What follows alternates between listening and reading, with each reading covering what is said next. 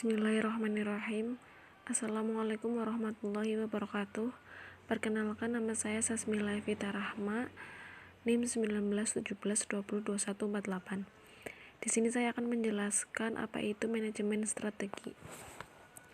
Yang pertama yaitu pengertian dari manajemen strategi.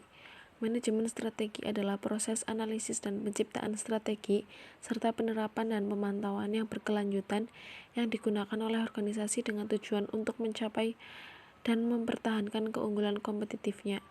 Manajemen strategi juga dapat didefinisikan sebagai seni dan ilmu yang digunakan untuk merumuskan, menerapkan, dan mengevaluasi keputusan lintas fungsional yang memungkinkan organisasi untuk mencapai tujuannya. Selanjutnya yaitu tujuan manajemen strategi. Ada tujuh tujuan. Yang pertama yaitu memberikan arah jangka panjang perusahaan yang bakal dicapai, membantu perusahaan beradaptasi pada setiap perusahaan. Yang ketiga, membuat kinerja perusahaan menjadi lebih efektif. Yang keempat, mengaplikasikan dan mengevaluasi strategi yang disepakati dengan efektif dan efisien. Yang kelima, membuat strategi baru untuk menyesuaikan dengan perkembangan lingkungan eksternal.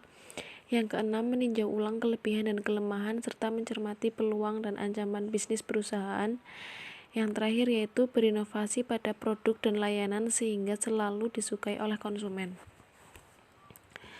Selanjutnya yaitu tugas manajemen strategi. Yang pertama, merumuskan misi perusahaan termasuk pernyataan yang luas mengenai maksud, filosofi, dan sasaran perusahaan. Yang kedua, melakukan suatu analisis yang mencerminkan kondisi dan kapabilitas internal perusahaan. Yang ketiga, menilai lingkungan eksternal perusahaan termasuk faktor persaingan dan faktor kontekstual umum lainnya. Yang keempat, menganalisis pilihan-pilihan yang dimiliki oleh perusahaan dengan cara menyesuaikan sumber dayanya dengan lingkungan eksternal. Yang kelima, mengidentifikasi pilihan paling menguntungkan dengan cara mengevaluasi setiap pilihan berdasarkan misi perusahaan. Yang keenam, memilih satu set tujuan jangka panjang dan strategi utama yang akan menghasilkan pilihan paling menguntungkan tersebut.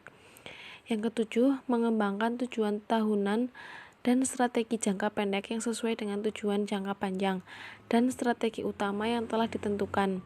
Yang kedelapan, mengimplementasikan strategi yang telah dipilih melalui alokasi sumber daya yang dianggarkan, di mana penyesuaian antara tugas kerja, manusia, struktur, teknologi, dan sistem penghargaan ditekankan. Tugas yang terakhir yaitu mengevaluasi keberhasilan proses strategi sebagai masukan pengambilan keputusan di masa mendatang. Selanjutnya yaitu proses manajemen strategi. Yang pertama, pemindaian lingkungan. Yang kedua, perumusan strategi. Yang ketiga, penerapan strategi. Dan yang terakhir, pengevaluasan strategi. Manfaat manajemen strategi. Ada dua manfaat. Yang pertama, manfaat finansial, dan yang kedua, manfaat non-finansial. Apa saja manfaat finansial? Yang pertama ada peningkatan penjualan, yang kedua peningkatan dalam profitabilitas, yang terakhir peningkatan produktivitas. Selanjutnya manfaat non-finansial. Yang pertama meningkatkan kesadaran akan ancaman eksternal, yang kedua pemahaman yang lebih baik tentang strategi pesaing, yang ketiga mengurangi resistensi terhadap perubahan, yang selanjutnya pemahaman yang lebih jelas tentang hubungan imbalan kerja. Yang kelima, peningkatan kemampuan pencegahan masalah dari suatu organisasi.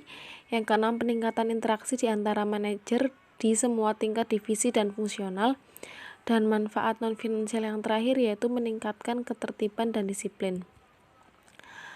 Sekian dan terima kasih. Itu saja yang dapat saya sampaikan. Apabila banyak kekurangan, saya memohon maaf. Wassalamualaikum warahmatullahi wabarakatuh.